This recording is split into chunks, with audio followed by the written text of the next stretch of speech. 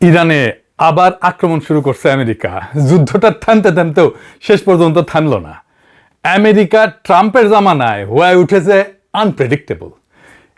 ইচ্ছে করেই করছে এটা ট্রাম্প। সে আলাপ আরেকদিন করা যাবে, কিন্তু এই যুদ্ধ নিয়ে তো আমাদের প্রেডিক্ট করতে পারতে হবে কি ঘটতে যাচ্ছে, কি হইতে পারে।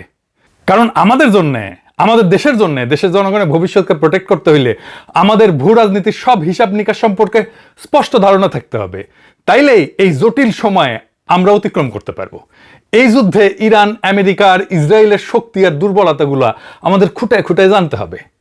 আজকে ইসরায়েলের এক গোপন জিগরি দোষ সম্পর্কে জানবো, যার উপরে ইসরায়েলের সামরিক এবং অর্থনৈতিক শক্তি অনেকাংশে নির্ভর করে। কোন সেই দেশ? ইসরায়েলের সাথে ইন্ডিয়ার সম্পর্ক থাকবে, আমেরিকার সম্পর্ক থাকবে, পশ্চিমাদের সম্পর্ক থাকবে, এটা বোঝা যায় কেন থাকবে। আমরা বুঝি, এমনকি কিছু সুন্নি মুসলিম দেশের সাথে সম্পর্ক নিয়ে মনকে বুঝ দেওয়া যায় যে এটা থাকতে পারে।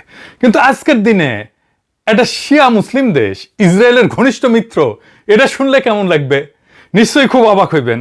আবার উল্টা দিকে যে ইসরায়েল মুসলমান নামটা পর্যন্ত শুনতে পারে না, শিয়া মুসলমানদের নামটা পর্যন্ত শুনতে পারে না, ইরান যাদের একমাত্র শত্রু, তারা কিভাবে একটা মুসলমান রাষ্ট্রের সাথে, শিয়া রাষ্ট্রের সাথে গভীর রাজনৈতিক সামরিক সম্পর্ক, অর্থনৈতিক সহযোগিতার সম্পর্ক গড়ে তোলে। আজকে ইসরায়েলের এমন একটা গুপ্ত প্রেমিকের গল্প আপনাদের বলবো। এই গল্পটা মজা লাগবে তো বটেই, অনেকটা লার্নিং হবে সবার জন্য, যে রাষ্ট্র রাষ্ট্র সম্পর্কের বিষয়টা খুব সরলভাবে ব্যাখ্যা করা যায় না। রাষ্ট্র স্বার্থ বলে একটা বিষয় আছে, যা অনেক সময় ধর্মের উপরে স্থান পায়, আবার এই সম্পর্ক বদলায় যেতে পারে একটি পলকে। আসেন শুরু করি সেই আলাপ। কে সেই গুপ্ত প্রেমিক?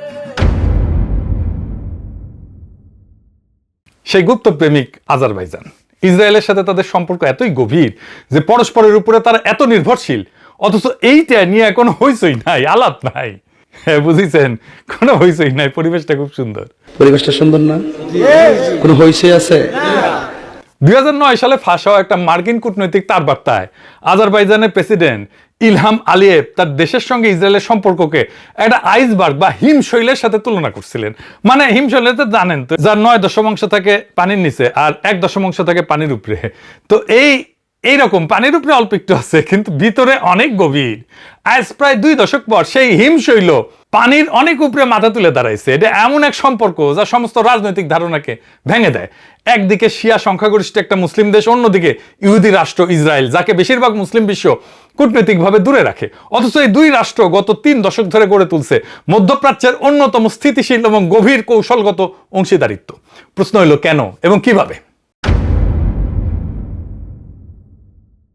সোভিয়েত ইউনিয়নের পতনের সঙ্গে সঙ্গে আজারবাইজান স্বাধীনতা ঘোষণা করে 1991 সালের অক্টোবরে। মাত্র 2 মাসের মধ্যে 1991 সালের 25শে ডিসেম্বর ইসরায়েল আনুষ্ঠানিকভাবে আজারবাইজানের স্বাধীনতাকে স্বীকৃতি দেয়। আজারবাইজানকে স্বীকৃতি দেওয়া প্রথম রাষ্ট্রগুলোর একটা হিসাবে 1992 সালের 7 এপ্রিল স্থাপিত হয় পূর্ণ কূটনৈতিক সম্পর্ক।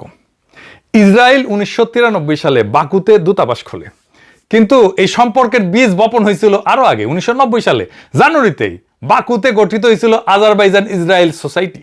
সোভিয়েত ইউনিয়ন আমলে, সোভিয়েত ইউনিয়ন তখনও ভাঙে নাই। আর সোভিয়েত উত্তর সময় দুই জাতির মধ্যে সংযোগ স্থাপনের আগ্রহ ছিল পারস্পরিক। একটা গুরুত্বপূর্ণ সামাজিক ভিত্তি এখানে কাজ করছে অবশ্য, সেটা বলে রাখা ভালো। আজারবাইজানে ঐতিহাসিকভাবে 1500 বছর থেকে ইহুদিরা থাকে। ইহুদিরা কুবা জেলার কিরমিজি কাজাবাকে কখনো কখনো ককেশাসের জেরুজালেম নামে ডাকা হয়। এটা বিশ্বের অন্যতম প্রাচীন সংখ্যাগরিষ্ঠ ইহুদি বসতিগুলোর একটা। ঐতিহাসিকভাবে এইখানে ইউরোপের অন্যান্য দেশের মতো ইহুদি বিদ্বেষ কখনো ছিল না, যা দুই জাতির সহাবস্থানের একটা অনুকূল সামাজিক পটভূমি তৈরি করছিল। সম্পর্কের প্রথম বড় মোড় আসে 1997 সালে, যখন নেতানিয়াহু প্রথম ইসরায়েলি প্রধানমন্ত্রী হিসেবে বাকু সফরে যায় হেইদার আলিয়েভের, মানে এখন বর্তমান প্রেসিডেন্টের বাবা, কিন্তু ওর সঙ্গে সাক্ষাৎ করে। আর একটা গুরুত্বপূর্ণ মোড় 2010 থেকে 11 সালে, যখন আজারবাইজান সামরিক আধুনিকায়নের প্রয়োজনে ইসরায়েলি অস্ত্রের দিকে ঝুঁকে যায়।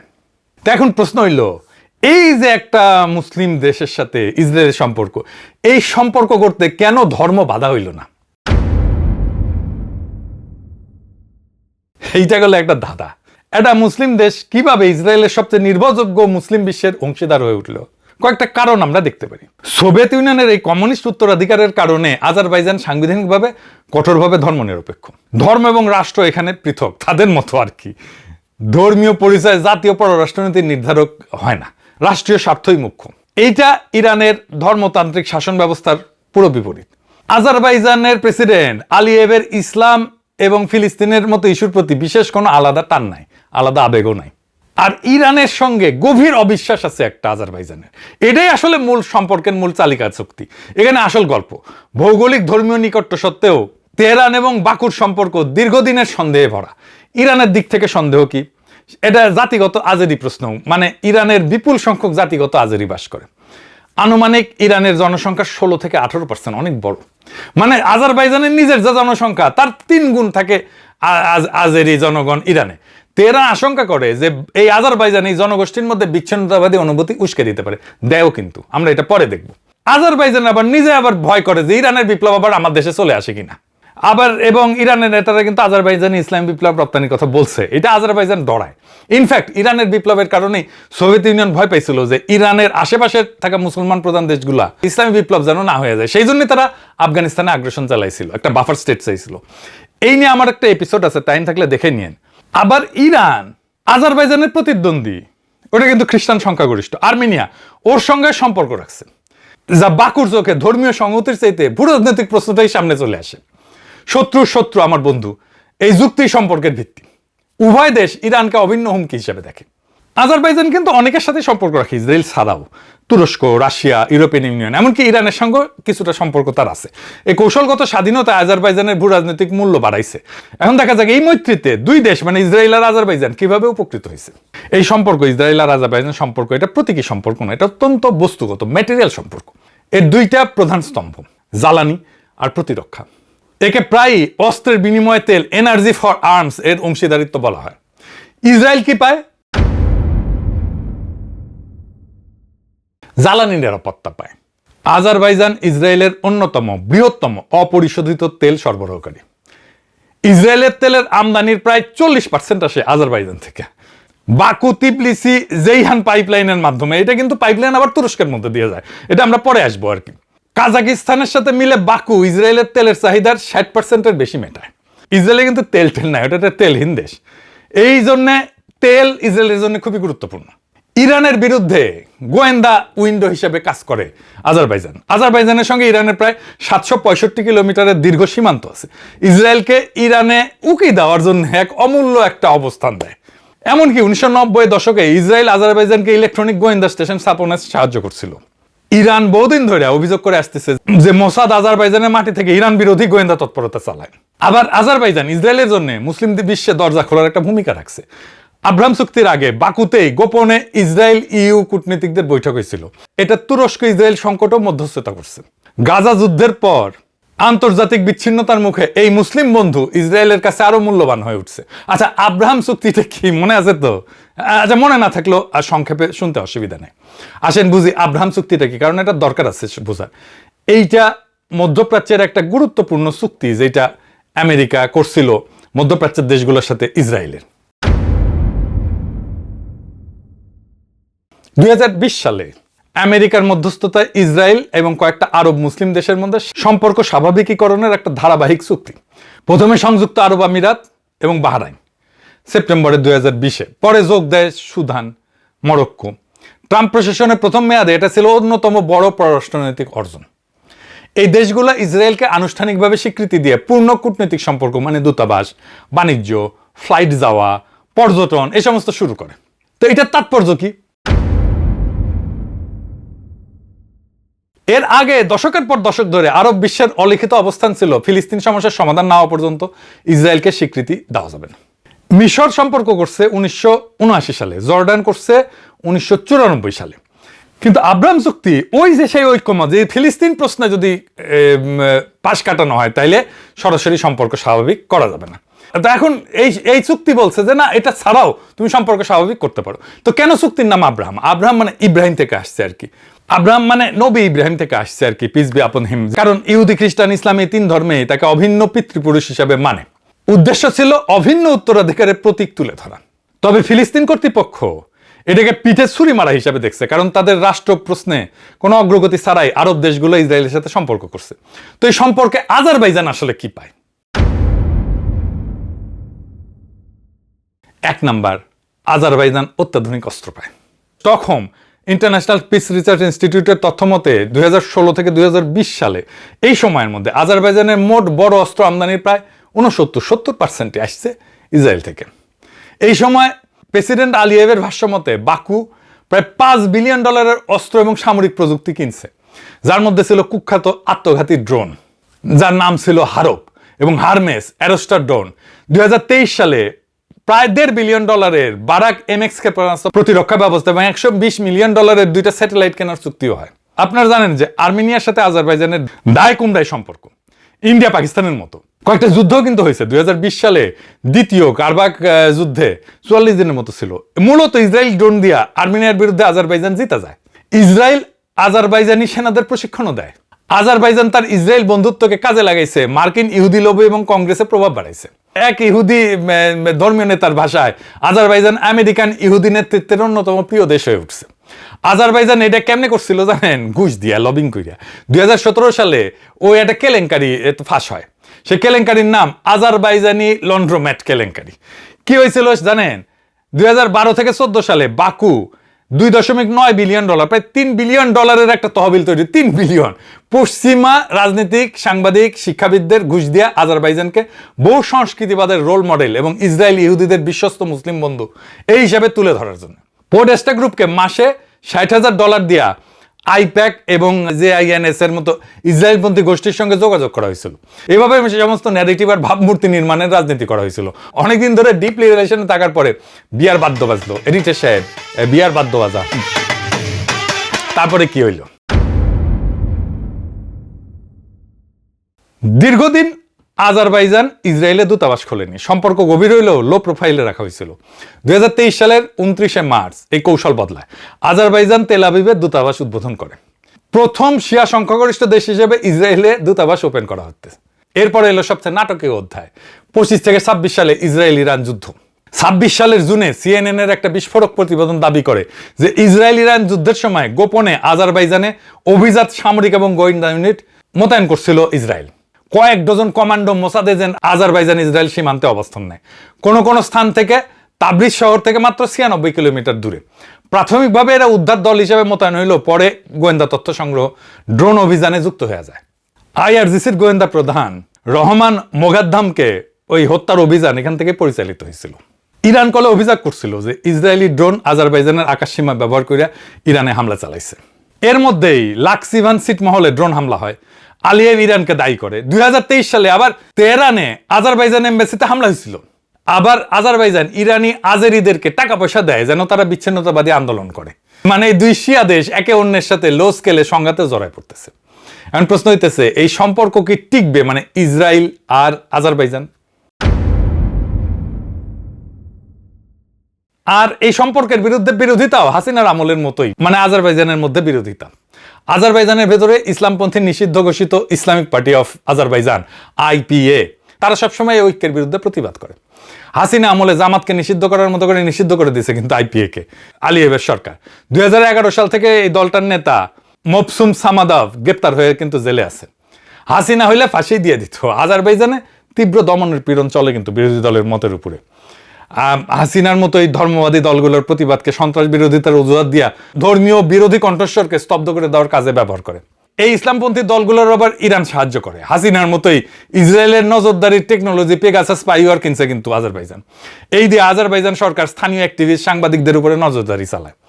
এর মধ্যে আবার আছে তুরস্ক ফ্যাক্টর। তুরস্কের কারণে এই সুখের সংসারে ডিভোর্স আসন্ন বইলা অনেকে মনে করতেছেন। এডিটর সাহেব, সানাইয়ের করুণ সুর হবে। আসেন এবার একটু বুঝে দেখি এটা কেমনে ভেঙে যেতে পারে। আজারবাইজানের অবস্থা হয়েছে শ্যাম রাখি না কুল রাখি। আজারবাইজানের কিন্তু সবচেয়ে ঘনিষ্ঠ মিত্র তুরস্ক, যার সাথে ইসরায়েলের সম্পর্ক ক্রমশ শত্রুতাপূর্ণ হয়ে উঠতেছে। এরদোগানের চাপে শেষ পর্যন্ত আজারবাইজান ইসরায়েলের সম্পর্ক ধ্বংস হয়ে যেতে পারে। আজারবাইজান আর তুরস্ক নিজেদেরকে এক জাতি বলে, কিন্তু ওদের স্লোগানই আছে এক জাতি দুই রাষ্ট্র নামে। তুরস্কের সঙ্গে আজারবাইজানের সম্পর্কটা সম্পূর্ণ ভিন্ন মাত্রার। দুই দেশের নিজেদের ভাষায় এটা এক জাতি দুই রাষ্ট্র, জাতিগত, ভাষাগত, সাংস্কৃতিক এবং ঐতিহাসিক ভ্রাতৃত্ব। এখানে সহযোগিতা কেবল অস্ত্র বেচা কেনা সীমাবদ্ধ না। 2020 সালের কারবাক যুদ্ধে তুরস্ক শুধু অস্ত্র দেয়নি, সরাসরি সামরিক প্রশিক্ষণ দিছে, রাজনৈতিক পলিটিক্যাল কভার দিছে, কূটনৈতিক সাহায্য করছে, এমনকি যোদ্ধা সরবরাহেও যুক্ত ছিল। আর সবচেয়ে বড় কথা, দুই দেশের মধ্যে একটা আনুষ্ঠানিক প্রতিরক্ষা জোট আছে 2021 সালে সুসা ঘোষণা বলে, যেখানে একে অন্যকে রক্ষার অঙ্গীকার আছে। ইসরায়েলের সঙ্গে এরকম কোনো জোট নাই কিন্তু আজারবাইজান এখন শ্যাম রাখি না কুল রাখি দশা হয়েছে।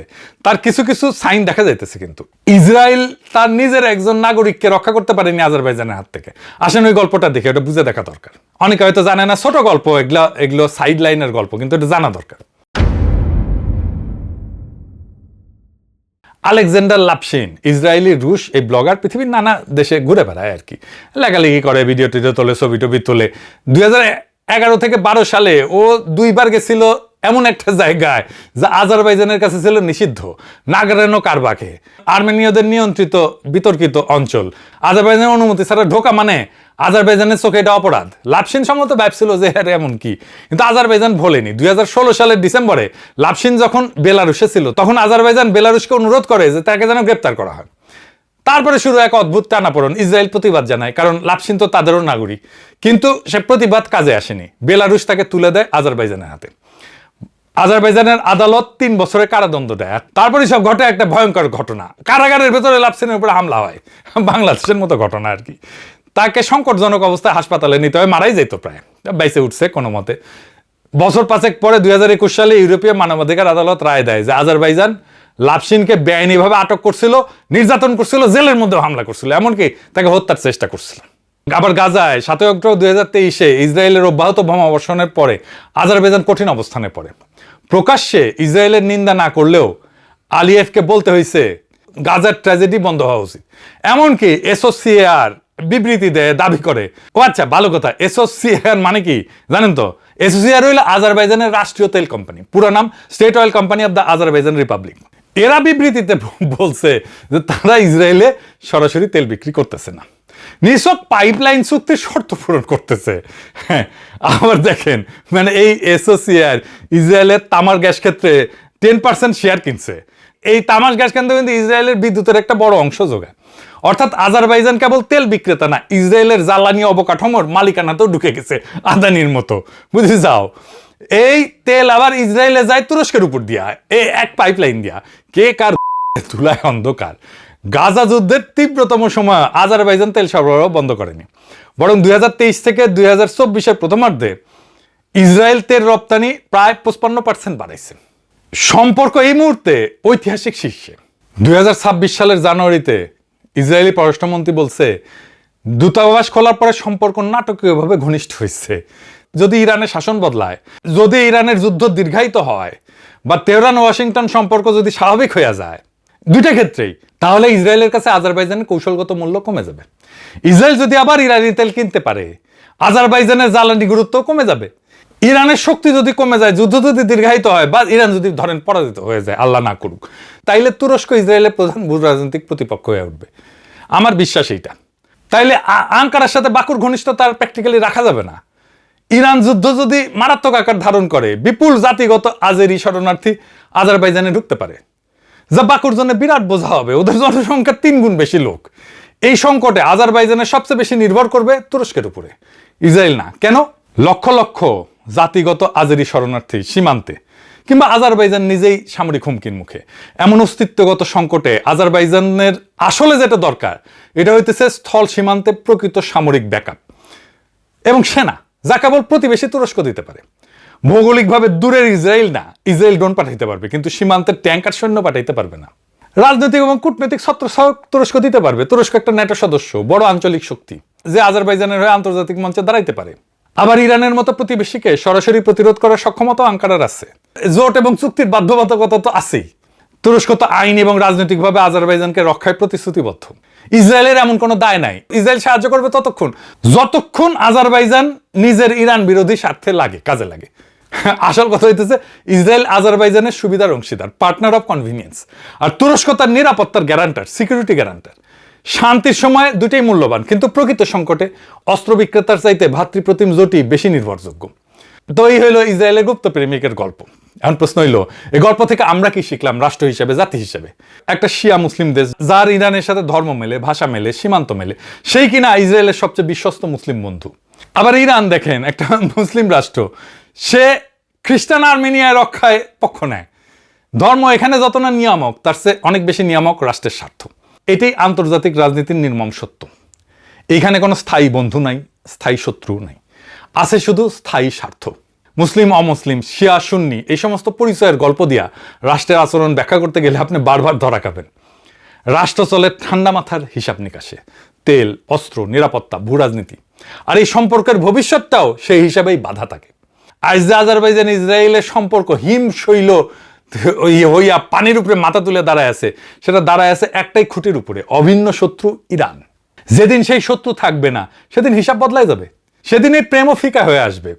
বাকুর আসল বর্ষা তখন দূরের অস্ত্র বিক্রেতা ইসরায়েল হবে না, বরং পাশের ভাই তুরস্ক হবে। কারণ বিপদের দিনে অস্ত্র বেচা বন্ধু কাজে আসে না, কাজে আসে রক্তের সম্পর্ক আর জোটের অঙ্গীকার। শিলং সালাউদ্দিনের যে গল্প শোনায় না, ভূ রাজনীতির সহজ পাঠ, স্ত্রী পাল্টানো যায়, প্রতিবেশী পাল্টানো যায় না। প্রতিবেশীকে কখনো পাল্টানো যায় না। কথায় আছে যে আপনি আপনার স্ত্রী পাল্টাতে পারবেন, কিন্তু প্রতিবেশী তো আপনি পাল্টাতে পারবেন না। শুনেছেন? তার মানে কি? রাজনীতি মানে প্রতিবেশীর সাথে আমার সম্পর্কটা কি হবে? প্রতিবেশী বদলানো যাবে নাকি যাবে না, এটা তো রাজনীতির কোনো আলাপ না। আর এই সম্পর্ক বদলাই যেতে পারে একটা পলকে। শিলং সালাউদ্দিনকে বলতে হবে প্রতিবেশীর সাথে আমাদের সম্পর্কটা কি হবে। যাই হোক, শুরুতে যে কথাটা বলছিলাম, এই জটিল সময়টা পার হইতে হইলে আমাদের ভূ রাজনীতির হিসাব নিকাশগুলো বুঝতে হবে। ইরান, আমেরিকা, ইসরায়েল, এদের শক্তি কোথায়, দুর্বলতা কোথায়, কে কার উপরে নির্ভরশীল, পরিস্থিতি বদলাইলে সেই সম্পর্কগুলো কিভাবে পুনর্বিন্যাস হবে, এইগুলা খুঁটায় খুঁটায় জানলেই কেবল আমরা নিজেদের দেশের মানুষের ভবিষ্যৎটা রক্ষা করতে পারবো। সেটাই আমাদের গন্তব্য, সেটাই আমাদের কর্তব্য। ইনকিলাব জিন্দাবাদ, আজাদি জিন্দাবাদ।